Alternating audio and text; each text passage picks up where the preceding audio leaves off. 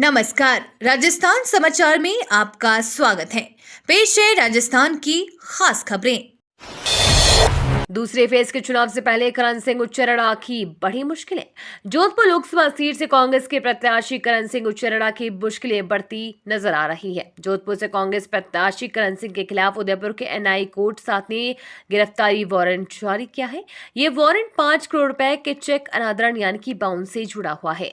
दरअसल messrs Girnar hotels limited के director और जोधपुर से कांग्रेस प्रत्याशी करण सिंह ने जून 2023 में सुरेश कुमार रलौती और उनके बेटे निखिल रलौती से शहर के सुखाड़िया सर्कल इलाके में करीब 75,000 स्क्वायर फीट की बेशकीमती जमीन 27 करोड़ रुपए में खरीदी थी। सौदा फाइनल होने पर रजिस्ट्री भी करवा ली। इसके बाद इसके बदले में करण सिंह ने चेक दिए थे, उसी पर एनआई कोर्ट ने वारंट जारी किया है।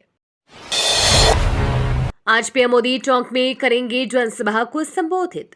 प्रधानमंत्री नरेंद्र मोदी आज टोंक दौरे पर रहेंगे। पीएम मोदी टोंक सवाई माधोपुर लोकसभा क्षेत्र के उन्यारा में आज जनसभा को संबोधित करेंगे। प्रधानमंत्री सुबह 9:40 पर नई दिल्ली से जयपुर हवाई अड्डे पहुंचेंगे। इसके बाद उनियारा पहुंचकर जनसभा को संबोधित करेंगे। पीएम मोदी उनियारा में करीब 40 मिनट सभा को संबोधित करेंगे। प्रधानमंत्री मोदी इसके बाद उनियारा से फिर जयपुर हवाई अड्डे पर पहुंचेंगे। जयपुर हवाई अड्डे से प्रधानमंत्री छत्तीसगढ़ के लिए रवाना होंगे।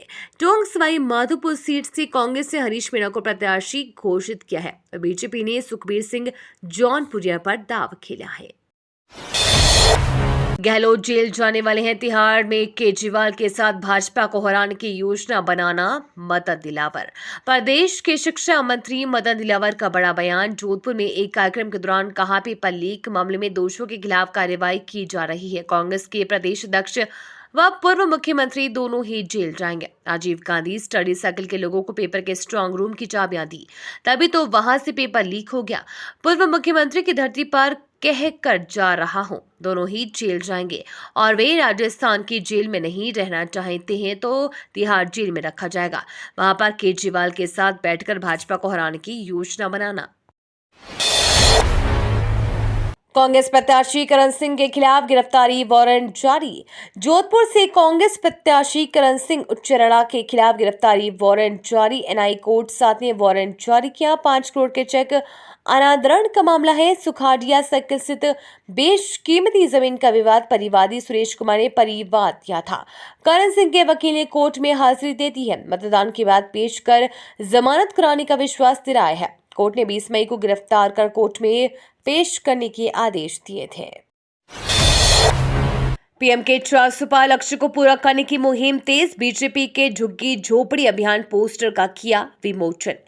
ब्यावर जिले में लोकसभा चुनाव के तहत भाजपा के झुग्गी झोपड़ी अभियान को लेकर मेरा परिवार मोदी का परिवार संकल्प के साथ मोदी के 400 पार के लक्ष्य को लेकर प्रकाशित पोस्टर का विमोचन किया गया।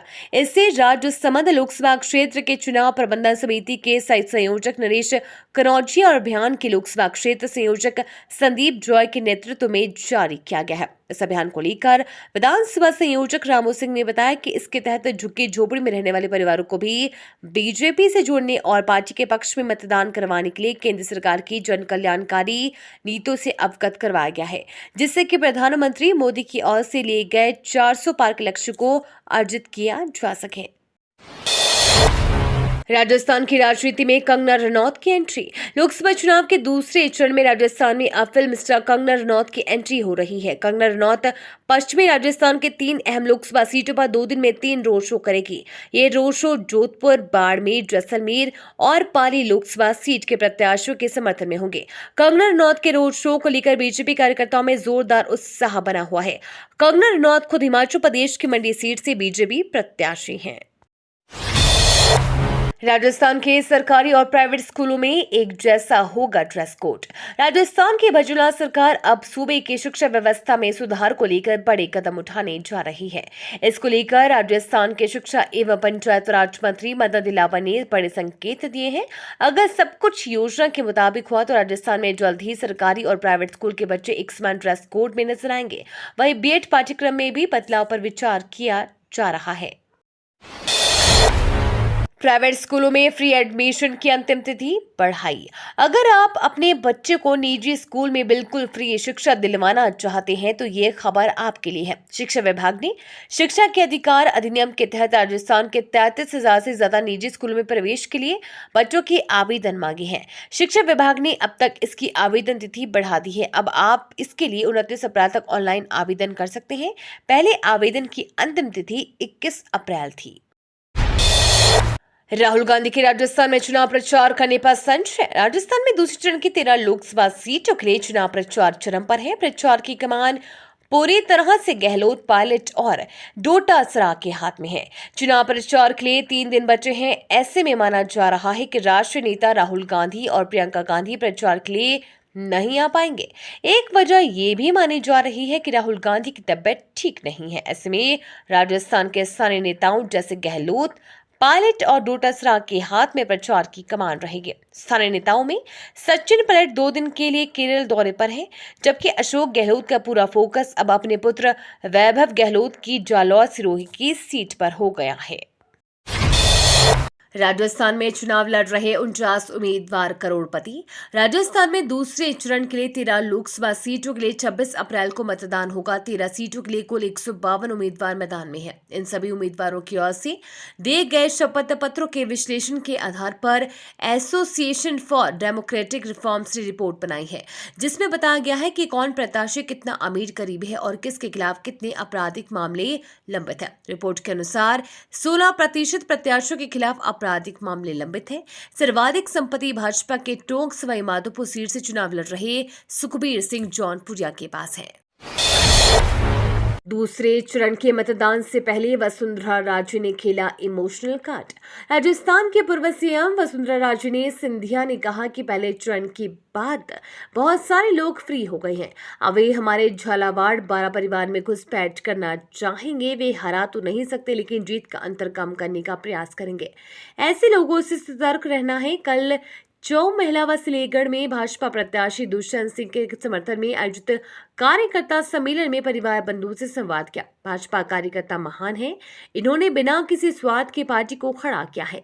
मेरा हमेशा से ये सिद्धांत रहा है कि जो भी काम करो कार्यकर्ताओं से पूछकर ही करो, कार्यकर्ताओं की राय से करो। सीएम भज्जूलाल ने जोश संघ भाजपा कार्यकर्ताओं का किया आह्वान।